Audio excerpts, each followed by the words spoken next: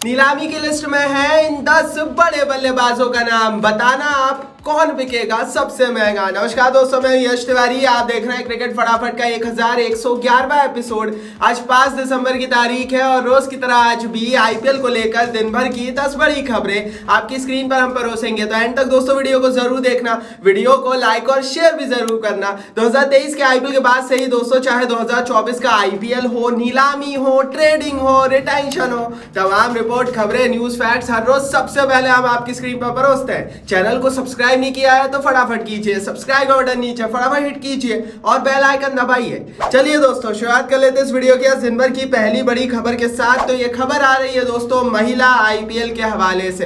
दरअसल दोस्तों, हमने देखा पिछले साल से वुमेन्स प्रीमियर लीग की भी शुरुआत हो गई है और अब भैया 165 खिलाड़ियों के साथ 9 दिसंबर को होने वाली है WPL की दूसरी नीलामी। जी हाँ दोस्तों, दूसरी नीलामी की तारीख और नंबर ऑफ प्लेयर्स तय हो चुके हैं। मुंबई में ये ऑक्शन होने वाला है। आपको बता दूं दोस्तों कि सभी 5 टीमों के पास कोई बहुत ज़्यादा पैसा नहीं रहने वाला है, लेकिन स्टिल ये जो WPL का ऑक्शन होने वाला है, इसमें जितना पैसा हमारी महिला खिलाड़ियों पर बरसेगा ना, वो PSL प्लेयर्स से ज़्यादा रहने वाला है। और दुनिया की दूसरी सबसे अमीर क्रिकेट लीग IPL के बाद कौन सी है? WPL है, PSL नहीं है। तो बहुत सारे लोग PSL को दुनिया की दूसरी बड़ी लीग बताते हैं, लेकिन पैसों के मामले में आपको बता दूं, लाइक करना आप, IPL के बाद WPL का नाम आता है, देन बिग बैश लीग का नाम आता है, देन PSL का नाम आता है जो कि कंगली लीग है।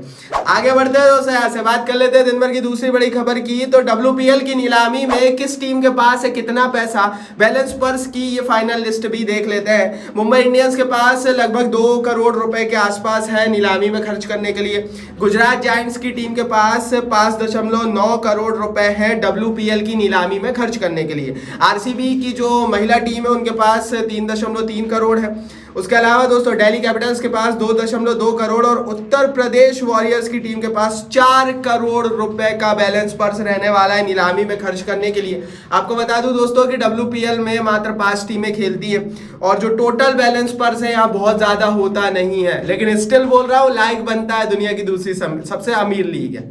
चलिए दोस्तों आगे बढ़ते हैं, तीसरी बड़ी खबर की यहाँ से बात कर लेते हैं। तो ये खबर आ रही है दोस्तों मेंस आईपीएल की नीलामी के हवाले से। 19 दिसंबर को दुबई में मेंस आईपीएल की नीलामी होनी है, लेकिन इस नीलामी से पहले बहुत बड़ी रिपोर्ट है। दरअसल दोस्तों पिछले कुछ सालों से हम देख रहे हैं जो नीलामी करता है, जो नीलामी कराते हैं ह्यूग एडमंड्स, उनकी जो सेहत है वो खराब चल रही है और पिछले साल हमने देखा कि वो नीलामी कराते हुए ही जो है स्टेज पर गिर गए और उसके बाद बची हुई नीलामी चारू शर्मा ने कराई।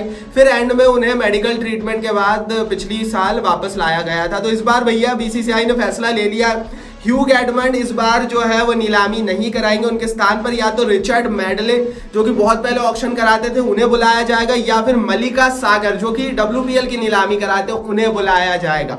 तो देखते हैं दोस्तों कि IPL नीलामी का नया ऑक्शनियर कौन होता है, कौन कराएगा नीलामी, कौन ठोकेगा वो हथौड़ी, देखने में बड़ा मजा आएगा। चलिए दोस्तों आगे बढ़ते हैं, चौथी बड़ी रिपोर्ट की बात कर लेते हैं। तो ट्रेडिंग को लेकर एक बड़ी खबर निकल कर आई है और ये खबर दोस्तों लखनऊ सुपर जायंट्स और सनराइजर्स हैदराबाद के कैंप से निकल कर आई है। दरअसल दोस्तों क्विंटन डी कॉक जो कि लखनऊ सुपर जायंट्स की टीम का हिस्सा है वो ट्रेड हो सकते हैं। रिपोर्ट यह है कि सनराइजर्स हैदराबाद के साथ उनकी बातचीत चल रही है और 6.75 करोड़ रुपयों में ये ट्रेडिंग हो सकती है। आपको बता दूं एक जमाने में 2013 के दौर की बात है जब क्विंटन डी कॉक नए इंडियन प्रीमियर लीग में आए थे, तो सबसे पहले वो सनराइजर्स हैदराबाद की टीम का ही हिस्सा थे।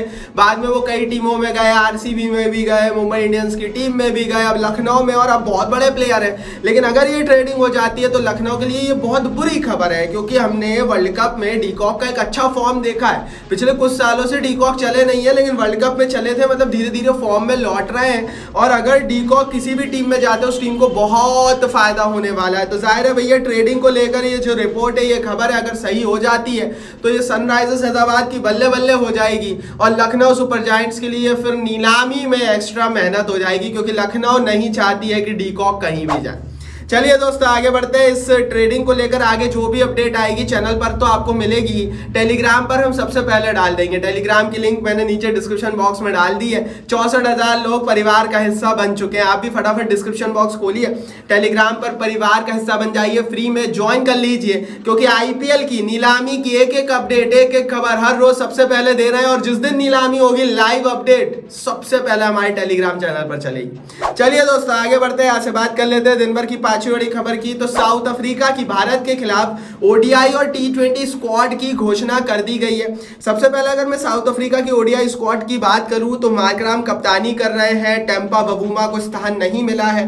ओडीआई स्क्वाड में बड़े बड़े बदलाव हुए हैं, वर्ल्ड कप के बाद कईयों को आराम दिया गया है। अब आप पूरी स्क्वाड के नाम देख लीजिए दोस्तों, Markram, Klaasen, Phehlukwayo, Baartman, Keshav Maharaj, Tabraiz Shamsi, Burger, van der Dussen, Zorzi, David Miller, Verreynne, Reeza Hendricks, Mulder और विलियम्स। तो बहुत सारे नाम जो अपरिचित नाम है दिया गया है दोस्तों इन्हें मौका ओडीआई सीरीज में। हालांकि कई बड़े बड़े नाम भी खेलेंगे, जैसे मिलर हो गए, महाराज हो गए, क्लासन हो गए, मार्कराम हो गए, तो देखने में मजा आएगा। लेकिन दोस्तों ये उतनी मजबूत साउथ अफ्रीका नजर नहीं आ रही है, क्योंकि साउथ अफ्रीका अमूमन अपने तेज गेंदबाज से जानी जाती है, वो उतने अच्छे ओडीआई में नहीं है। लेकिन आगे बढ़ते हैं, इनकी टी20 स्क्वाड देख लेते हैं। अगर हम साउथ अफ्रीका की टी20 स्क्वाड की बात करें तो मार्कराम को साउथ अफ्रीका की टी20 स्क्वाड का भी कप्तान बनाया गया है।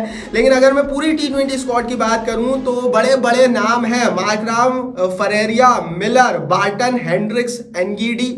उसके अलावा दोस्तों Breetzke Marco Jansen, Phehlukwayo, Burger, Klaasen, Shamsi, Coetzee, Maharaj, Stubbs. तो ये जो टीम साउथ अफ्रीका की टी20 दिख रही है मजबूत दिख रही है। 10 तारीख से टी20 सीरीज की शुरुआत हो जाएगी और ये टीम देखकर ऐसा लग रहा है कि साउथ अफ्रीका टी20 में अपने बड़े प्लेयर्स को ला रहा है और एक टीम बनाने की कोशिश कर रहा है वर्ल्ड कप के लिए। और ये जो सीरीज है ये साउथ अफ्रीका के लिए भी वर्ल्ड कप से पहले एक प्रैक्टिस की तरह रहने वाले। तो दोनों भारत और साउथ अफ्रीका ये जो सीरीज खेलेगी अपने प्लेयर्स को टेस्ट करने के लिए खेलेगी, क्योंकि 3 महीने बाद आईपीएल और उसके जस्ट 1 महीने बाद 2024 का टी20 वर्ल्ड कप है और हर टीम अपनी स्क्वाड और अपनी प्लेइंग 11 बनाने में लगी हुई है। चलिए दोस्तों भारत की प्लेइंग 11 कैसी रहनी चाहिए वर्ल्ड कप में बताना जरूर कमेंट बॉक्स में। आगे बढ़ते हैं, 7वीं बड़ी रिपोर्ट की यहाँ से बात कर लेते हैं। तो नीलामी में ये 10 बड़े बल्लेबाज भी बिकने के लिए आएंगे। लिस्ट बता देता हूँ, क्योंकि आप बताना इस लिस्ट को देखने के बाद कमेंट बॉक्स में कि कौन इनमें से सबसे महंगा बिकेगा। तो सबसे पहला नाम है इंडिया के भैया मनीष पांडे, इंडियन प्लेयर है और इंडियन बल्लेबाज है, तो भले ही कितना बुरा फॉर्म हो भारतीय खिलाड़ी है। दूसरा नाम ट्रेविस हेड, वर्ल्ड कप में खूब चले थे। तीसरा नाम स्टीव स्मिथ, पिछले साल नीलामी में नाम नहीं दिया था, बाद में बहुत डिमांड आई सोशल मीडिया पर इसलिए नाम दे दिया इस बार।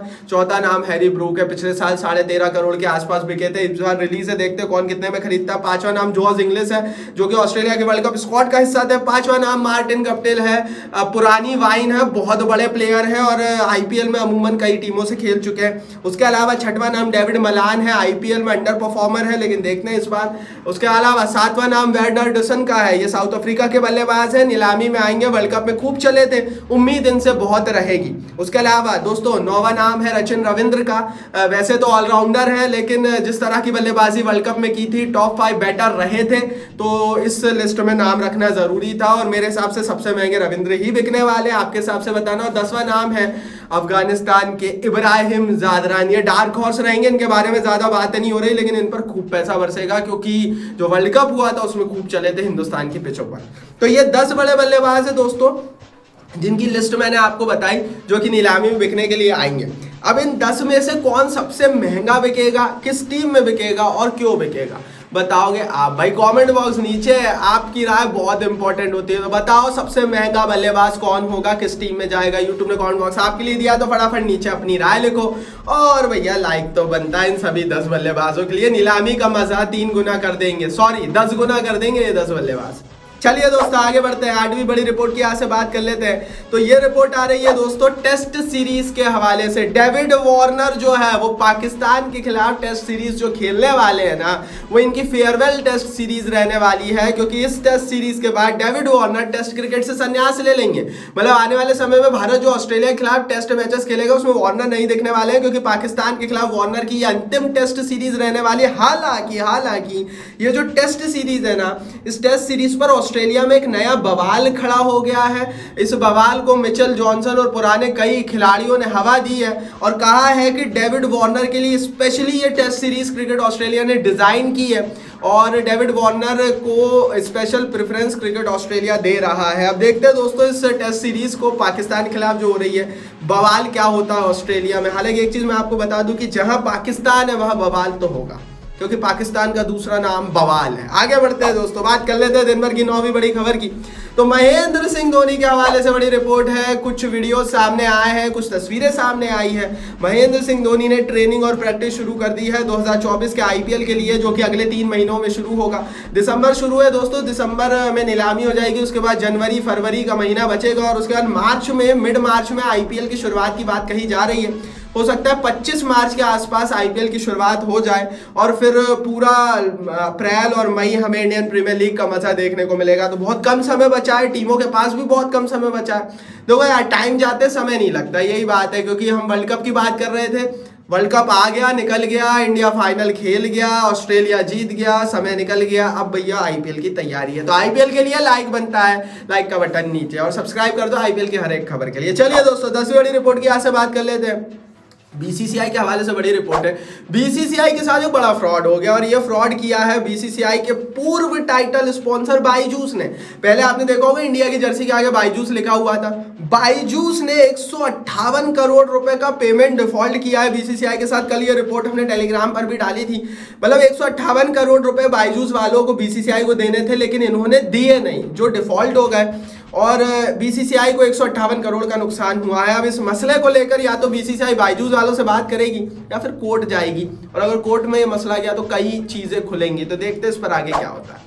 ये थी दिन भर की 10 बड़ी खबरें। कमेंट बॉक्स में जरूर बताना कौन सी खबर आपको अच्छी लगी, कौन सी नहीं, और क्यों। टेलीग्राम पर जरूर ज्वाइन करना। फिर बोल रहा हूँ, नीलामी का पूरा मजा मिलेगा, नीचे डिस्क्रिप्शन बॉक्स में लिंक है। इस वीडियो को लाइक और शेयर करो, सब्सक्राइब नहीं किया तो सब्सक्राइब का बटन नीचे फटाफट हिट करके बेल आइकन दबाओ।